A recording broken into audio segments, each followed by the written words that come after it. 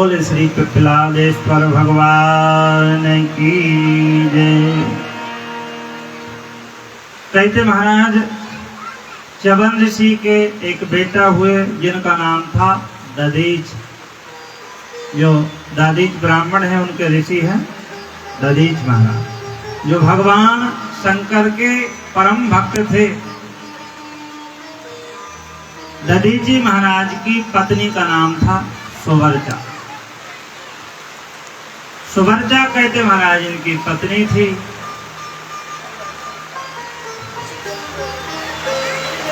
इनके काल में जीवन में शनि महाराज का आगमन हुआ। तो कहते महाराज शनि ने इतना प्रताड़ित किया, इन्हें बहुत ही कहते कष्ट हुआ। इनकी मां ने शनि के विषय में बताया तो पिप्पलाद भगवान शंकर के ही अवतार है, अंश है, उनकी कृपा से हुए थे। इन्होंने भगवान ब्रह्मा की कठिन आराधना की। ब्रह्मा जी ने कहा कि हे पिप्पलाद आपको क्या चाहिए? इन्होंने कहा ब्रह्म दंड चाहिए। ब्रह्मा जी ने कहा ब्रह्म दंड का प्रहार तो तीनों लोगों में कोई सहन नहीं कर सकता। बोले मैं शनि को मारूंगा, शनि को मार ही डालूंगा जिससे लोगों को परेशान करता। ब्रह्मा जी की तपस्या की, ब्रह्मा जी ने कहते ब्रह्म दंड दिया और शनि से युद्ध करने गए कि मेरे पिता को कष्ट दिया, और जैसे कहते ब्रह्म दंड का प्रहार किया तो शनि एक ही प्रहार में गिर गए। शनि महाराज पहले बहुत तेजी से चलते थे, अब धीरे धीरे आती 7.5, धीरे धीरे चलते जीवन में आते। शनि महाराज बोले मैं तो एक विभाग हूँ, न्याय का देता हूँ, दंड देता हूँ, इसमें मेरी क्या गलती है? तो भगवान शंकर कहते पीपल में से प्रकट हुए, बोले पिप्पलेश्वर भगवान की।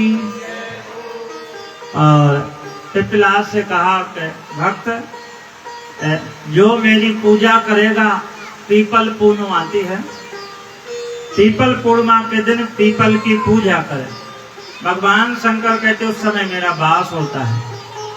जो व्रत करेगा पीपल पूर्णिमा का, मेरी पूजा करेगा, तो फिर कहते शनि महाराज कहते मैं उसे नहीं सताऊंगा। शनि के गुरुदेव हैं भगवान शंकर।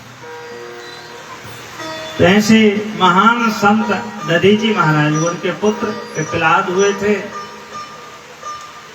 जिनका चरित्र हम लोग कहते महाराज श्रवण कर रहे थे। दधीच जी महाराज ने तो अपनी हड्डियों का भी दान कर दिया था। दुनिया में दान करने वाले बहुत हुए हैं। किसी ने जमीन का, मकान का, रुपया, पैसा, सोना, चांदी का दान दिया। तीनों लोगों में दधीच जी के समान दान ही नहीं हुआ। कहते इन्होंने जिंदा में अपना शरीर दान कर दिया। सूत जी कहते हैं गुरुदेव सोनक ऋषि सूत जी से कि कैसे दान किया? कहते भगवान शंकर के परम भक्त थे। भगवान शंकर ने इन्हें वरदान दिया था कि तुम्हारा शरीर वज्र का हो जाए। एक बार कहते त्वष्टा ऋषि का बेटा हुआ जिसका नाम वृत्तासुर हुआ, और वृत्तासुर इतना बलवान है, कोई अस्त्र शस्त्र से भी नहीं मार सकता। ब्रह्मा विष्णु महेश भी नहीं मार सकते। तीनों लोगों में कहते तांडव मचा रखा है। क्या करें? देवताओं ने पूछा विधाता से कैसे मरेगा? बोले दधीच जी महाराज के पास आप चले जाएं। दधीच जी महाराज अपनी हड्डियों का जो अस्त्र शस्त्र बने उसी से मर सकते। अब देवता गए हैं मांगने के लिए। ऐसे दधीच जी महाराज हैं कि एक बार इंद्र देवता ने इनका सिर काटा, तब अश्विनी कुमार ने घोड़े का शीश लगा के इनसे विद्याएं प्राप्त की। देवता गए महाराज आप अपना शरीर हमें दान कर दें, हड्डियां जिंदा में दान। लेकिन धन्य है दधीच जी महाराज, इन्होंने जीवित रहते अपने शरीर का दान कर दिया। और शास्त्रों में लिखा है कि दुनिया में सबसे बड़ा धर्म है परहित। परहित सर से धर्म नहीं भाई,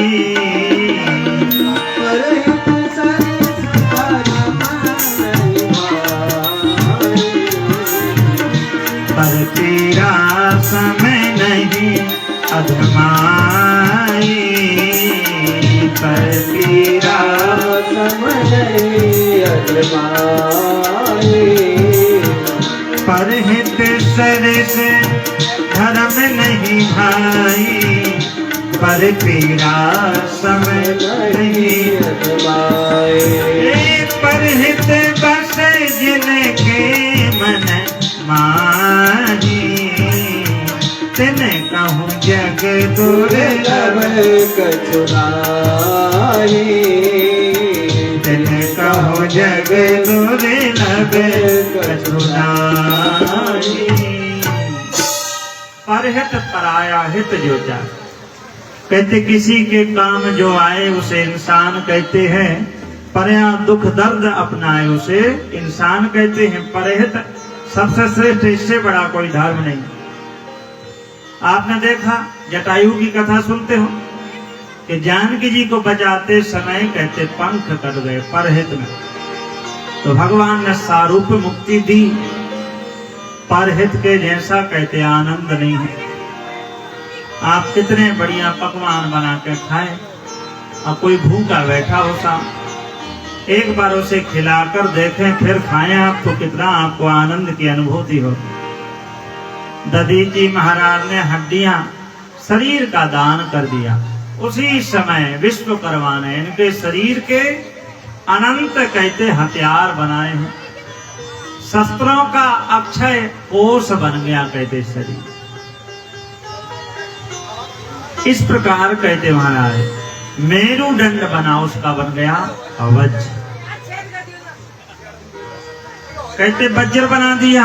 इंद्र देवता को कहते वज्र की प्राप्ति हो गई, वज्र मिल गया। अब तो वृत्तासुर से लड़ने की हिम्मत आ गई। अरे वृत्तासुर, मैं तुमसे युद्ध करना चाहता हूं। वृत्तासुर ने कहा तुम्हें लज्जा नहीं आती? कितने बार कहते पीठ दिखा के चले गए हो मेरे सामने।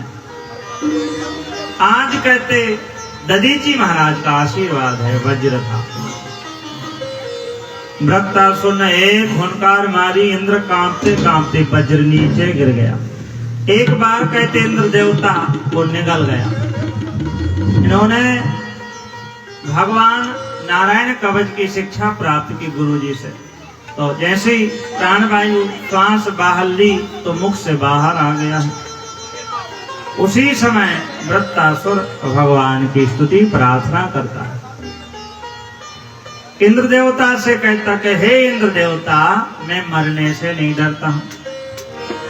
कई लोग मरने से डरते हैं। अब जरा विचार करें कि जिसका जन्म हुआ है वो तो मरेगा, मरने से कोई बच नहीं सकता। दुनिया कितने भी आप प्रबंध करें, कितना भी धन कमा लें, मृत्यु कहते हमारी निश्चित, हमें मरना पड़ेगा। जन्म हुआ है तो मृत्यु भी। सो कहते महाराज वृत्तासुर कहता मैं मरने से नहीं डरता। मुझे कहते महाराज मुझे ये भी डर नहीं लगता कि मैं नरक में जाऊंगा। इधर से चलो आप लोग बातें। मैं नरक में जाऊंगा, नरक में जाने से भी नहीं डरता हूं। या कौन सी योनि में जाऊंगा, कीड़ा मकोड़ा बनूं, मुझे इन वस्तु से भय नहीं। कौन से देश में मेरा जन्म हो, बस मेरी तो यही आपसे प्रार्थना है। संसार में जहां कहते मेरा जन्म हो, आपके जो दासों के दास हैं, जो भक्त हैं, उनका सत्संग, उनके चरणों की कहते सेवा हमें मिलती रहे। हे प्रभु, हर पल हर घड़ी आपकी याद आती रहे, और वास्तव में परमात्मा को हम याद करते रहें तो जीवन हमारा धन्य हो जाएगा। कहते तुलसी अपने राम को रीझ भजो चाहे खींच, खेत पड़े सो जाम है उल्टो सीधो बीज। खेत में पड़ जाए तो जम जाता है, इसी परमात्मा का नाम है प्रभु का।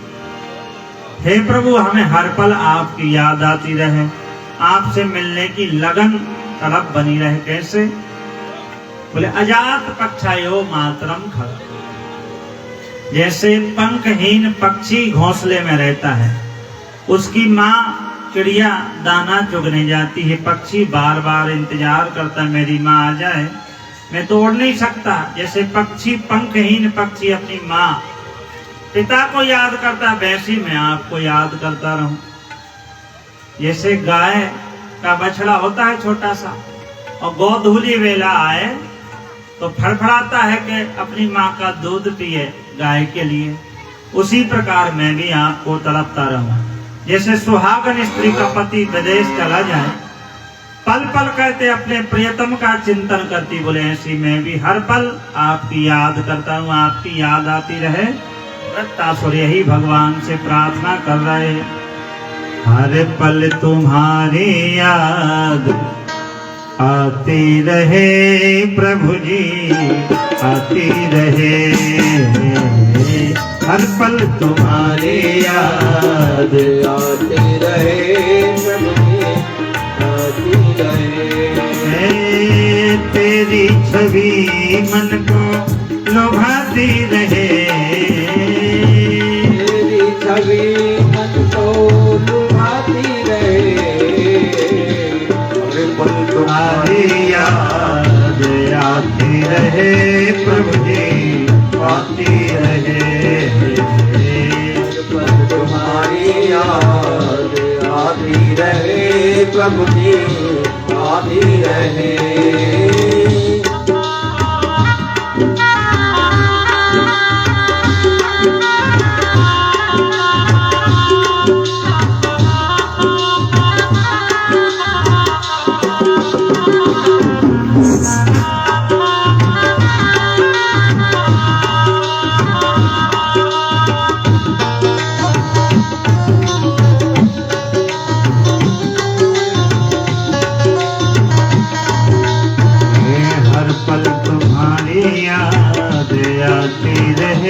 प्रभु जी आती रहे।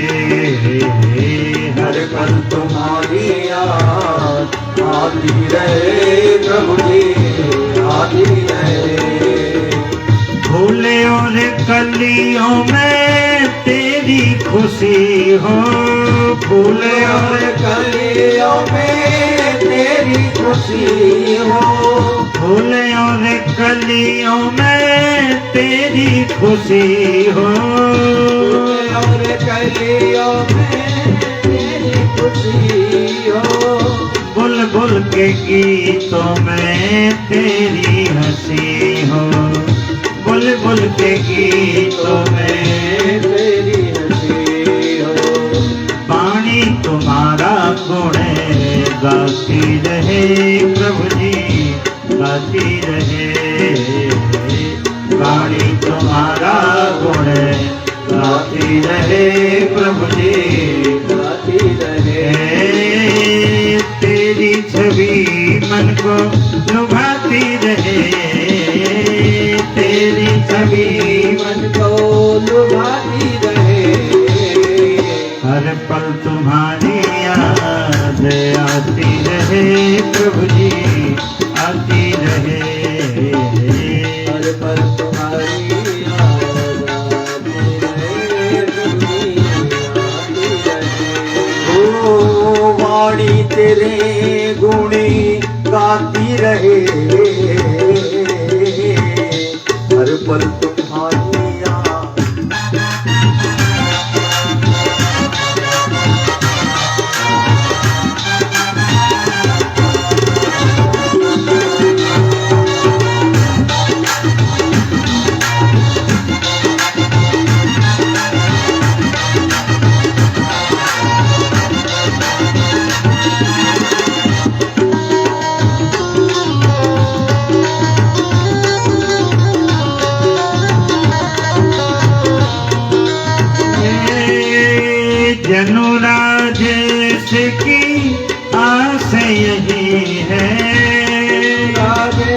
इसकी आस यही है।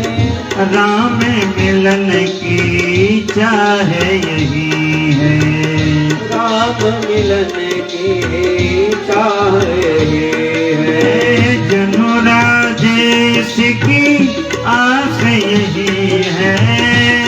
राजेश की आस यही है। राम मिलन की चाह यही है।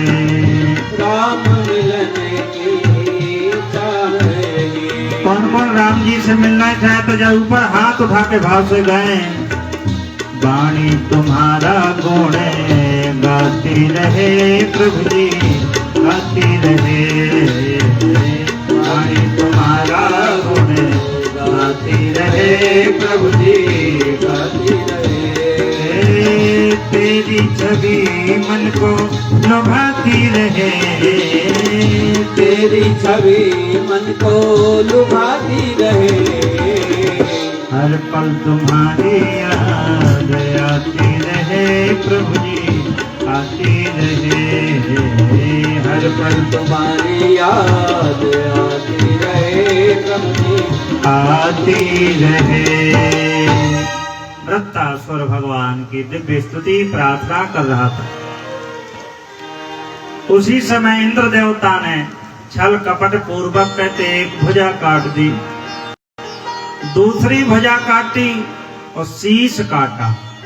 उसके शरीर से ज्योति निकली, भगवान के चरणों में विलीन हो गई। बोले भक्त वत्सल भगवान की जय।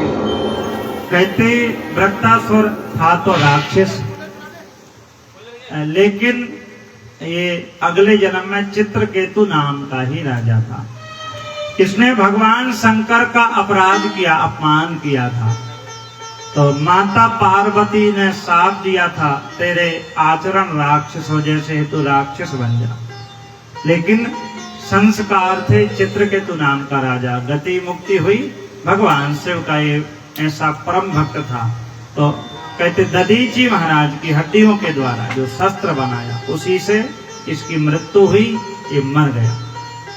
ऐसे महान संत दधीची महाराज थे, जिनके पुत्र पिप्पलाद की कथा हम लोग श्रवण कहते महाराज कर रहे थे। आगे कहते हैं